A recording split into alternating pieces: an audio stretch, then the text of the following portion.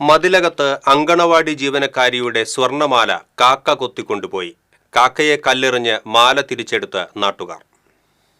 മതിലകം 13-ാം വാർഡിലെ 77-ാം number Shishu Bhavan anganwadi worker Shirley തോമസിന്റെ 3.5 പവൻ സ്വർണമാലയാണ് അംഗനവാടിയുടെ കോണിപ്പടിയിൽ നിന്ന് കാക്ക കൊത്തിക്കൊണ്ടുപോയത്. രാവിലെ അംഗനവാടി തുറന്ന് വൃത്തിയാക്കുന്നതിനിടയിൽ ഷേർലി തോമസ് മാല ഭക്ഷണപ്പൊതിയോടൊപ്പം കോണിപ്പടിയിൽ ഊരിവെച്ചു. ഇതിനിടെയാണ് കാക്ക മാല കൊത്തിപ്പറന്നത്. ഇത് കണ്ട ഷേർലി ഉറക്കെ നിലവിളിച്ചു.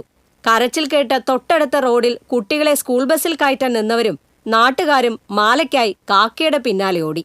കാക്ക തൊട്ടടുത്ത മരത്തിലിരുന്നതോടെ നാട്ടുകാരിൽ ഒരാൾ കല്ലെടുത്തെറിഞ്ഞ് കാക്കയുടെ കൊക്കിൽ നിന്നും സ്വർണമാല വീഴ്ത്തി തിരികെ നൽകുകയായിരുന്നു.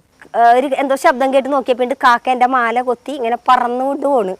അപ്പോൾ ഞാൻ അവിടെ നിന്ന് വിഷമിച്ച് കരഞ്ഞ് കൈയൊട്ടിയൊക്കെ വരികയാണ് ഇങ്ങനെ കാക്ക താഴ്ത്തിടാൻ വേണ്ടി.